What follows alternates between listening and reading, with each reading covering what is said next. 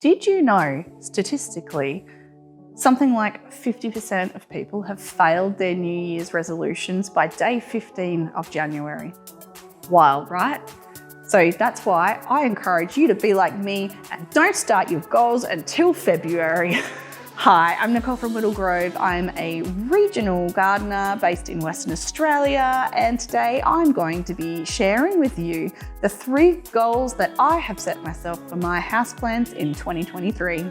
So these goals, the first 2 aren't really goals so much as they are just like lessons I've learned, and the goal, I suppose to say, is that I will put that lesson into effect, essentially.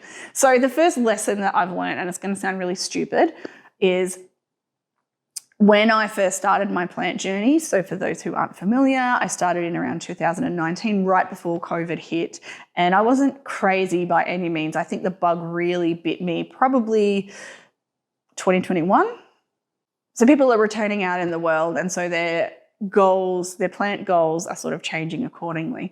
Whereas I'm kind of like back a bit more, you know. It's going to sound so silly, but I would look at these videos on YouTube and on Instagram and like, oh my God, how are their plants so beautiful and lush? And then I'm getting mine home and they're just a stick.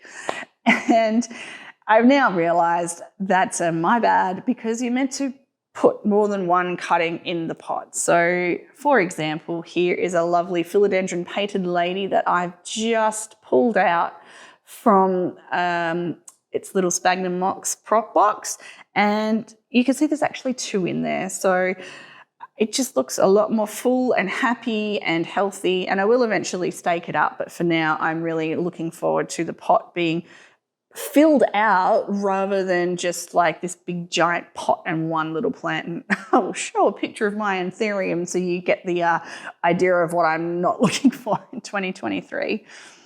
So that brings me to my second goal, and that is to start making my own moss poles.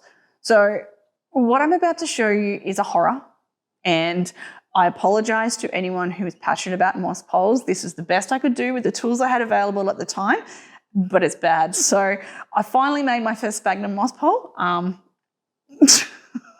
It's something. It is something. So there's our spag moss. Here is some trellis a friend gave me. She gave me a whole bunch of it, and it turns out it is way too gappy for what I need. So I've popped the little chopped up plastic water bottle in the back there, and then kind of wrapped it around the bamboo stake that was already in there and tied some jute string to it. And I don't think it's attached yet, but I only did it about a week or so ago, so that's fine. Yeah, it ain't pretty to look at, hey. It's a mock-up, right? It's a mock-up. So not to fear, I'm not going to be here today telling you how to make a moss pole, because evidently I am still learning. But if you are looking to make your own moss poles, I strongly recommend you check out Sydney Plant Guy, both here on YouTube and on Instagram. He is like a giant leaf plant god, and I'm pretty sure he has tons of tutorials on how to make moss poles. So I myself going to be hitting him up because yeah, look. So one thing that I did notice, so this guy, the reason why it's kind of ugly, it's obviously the prototype. The philodendron. So this is a philodendron silver sword. It is not ugly. It's a bit battered because it lives in the outside greenhouse. But one thing that I have noticed, so it is quite hot and stormy here today. We are right in the middle of an Australian summer right now. And this moss is drying out pretty much daily. And so I'm sort of a little semi-concerned that because I have to water the pole basically daily, that I'm going to be overwatering the actual plants themselves. So hopefully being in terracotta will help that. Hopefully, you know, if it's hot enough for the moss to dry out, it also means it's hot enough for the soil to be drying out. So we'll see. I currently have 3 poor souls that are attached to this. So obviously this is the philodendron silver sword. I've also got a philodendron pink princess out in the greenhouse, and I've got this poor little itty bitty philodendron micans that I've just taken out of the prop box. And that moss pole is even worse. I'll put it up on the screen. It is basically half a plastic bottle and some sticky tape. It ain't good. It's a dream to fill, because I just like put it under the tap and it just runs down. But whether or not it's going to work remains to be seen. My third major goal for 2023 is basically just an excuse for me to bring out this Caladium Red Sun again. I know, I'm obsessed with this, guys, and I show you all the time, but look, it's got a new incredible leaf. It's got another one coming out, and it's so good. And I'm not clutching at straws. The reason why I bring this one out, though, is if you remember the story, and I'll put it up in the video, I was given this after eyeing it off for a very, very, very long time at a friend's house. I was giving it to rehab. I think it's safe to say I've rehabbed it, but if you're watching, Michael, you're never getting it back. Sorry, it clearly loves me more.